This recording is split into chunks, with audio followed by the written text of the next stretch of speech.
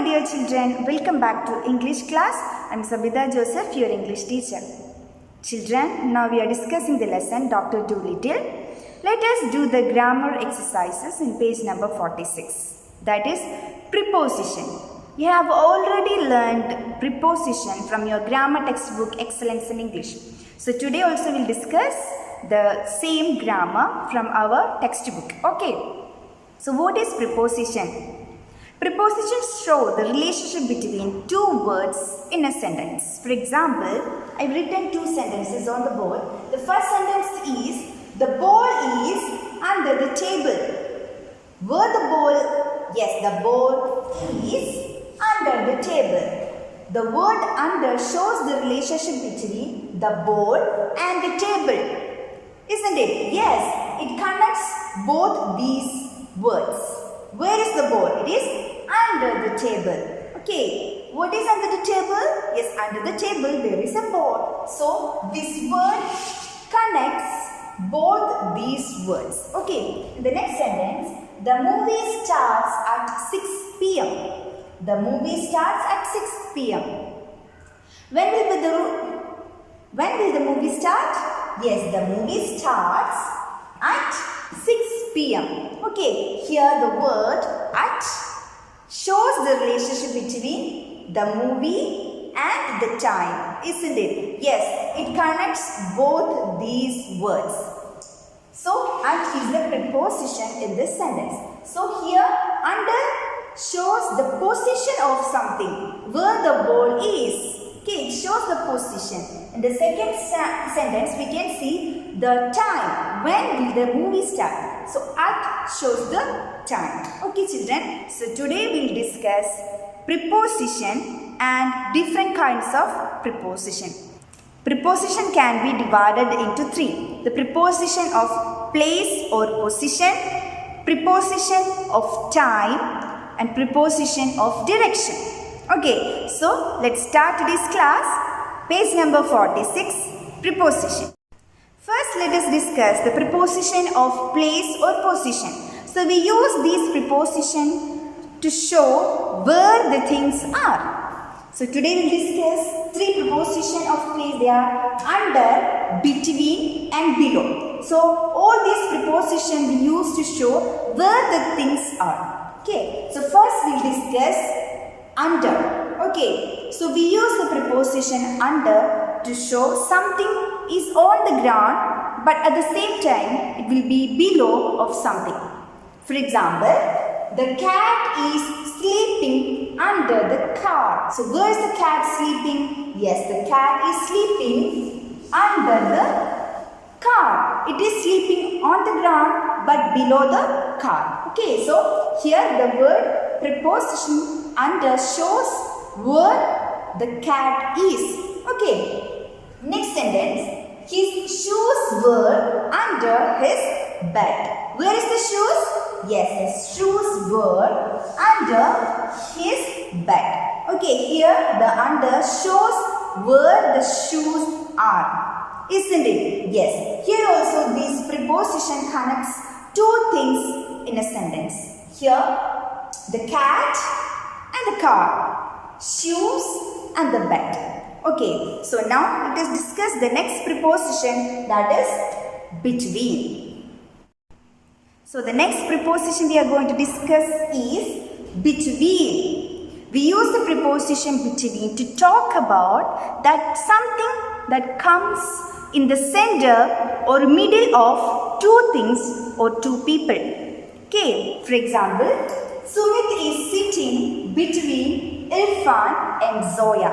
So where is Sumit sitting? Yes, he is sitting between Irfan and Zoya. So Sumit is sitting in the center or middle. That is his position. And where is Zoya and Irfan sitting? Irfan and Zoya, they were sitting both sides of Sumit. Okay, so next sentence, the pencil fell between the books. Okay, so where is the pencil now? Yes, it is between the books. Okay, the position of the pencil is between the books. So here also the preposition between shows that where the pencil is. The pencil is in the center or middle of the books. Okay, so we use the preposition between to show that the things that comes in the middle or center of two things or two people. Okay, now let us discuss the next preposition, that is below. The next preposition is below. Okay, so we use the preposition below to show that something lower than something but above the ground level. Okay, we learned under. We use the under to show the position of something is on the ground but lower than something, but below we use to show something above the ground but lower than something. You can see the examples on the board. That please do not write below the line. Please do not write below the line. Here the preposition below used to show the position that where you don't have to write. Okay, next one. Put your name below my name. Okay, put your name below mine.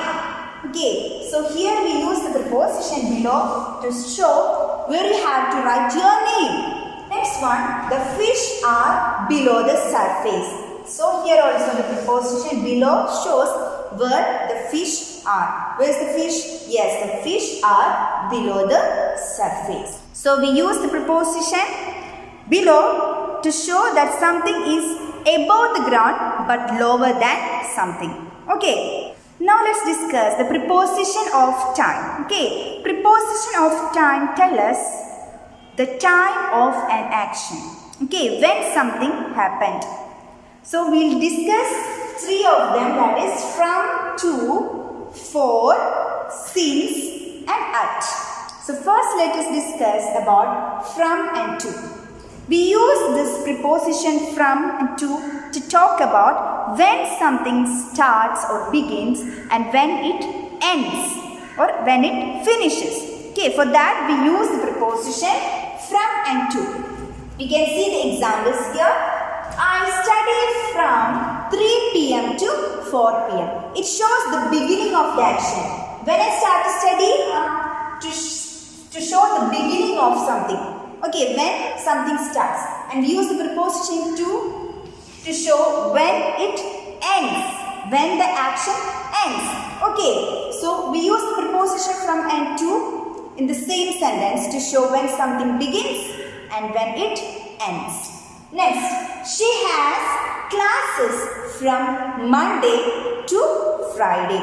Okay, she has classes from Monday to Friday. Okay, so her classes will start or begin on Monday and end on Friday. So it is also shows the time when something begins and when something ends.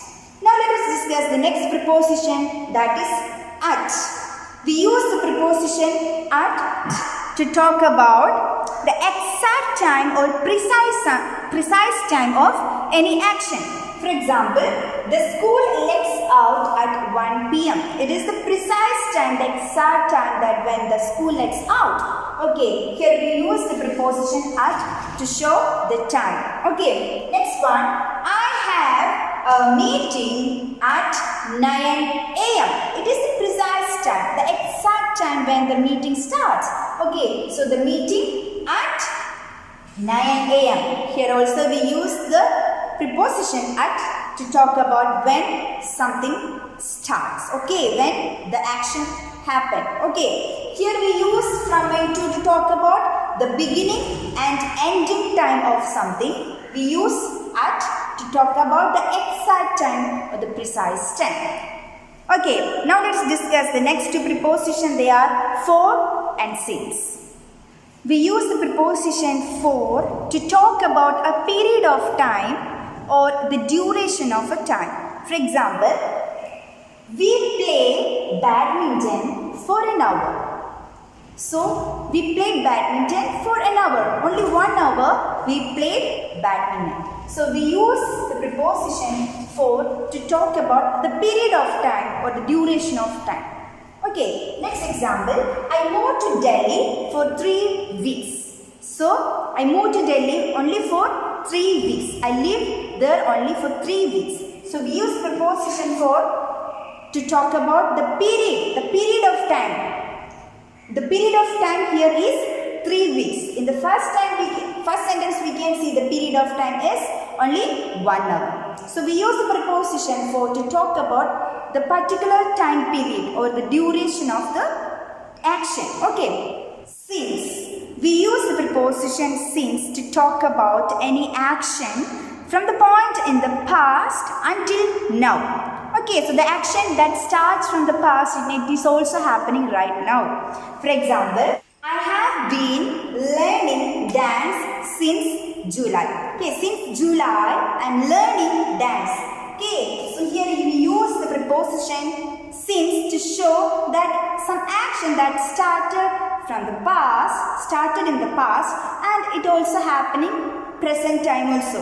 Next sentence, I had lived in Bangalore since my childhood. Since my childhood, okay, when I was a kid, from that time period, from that time, I'm living in Bangalore. Still also, I'm living in Bangalore. Okay, so we use preposition since to show that some action that started in the past until now. Okay, so what's the difference between for and since? We use the preposition for to show the time period or the duration of the action. We use the preposition since to show some action from the point in the past until now.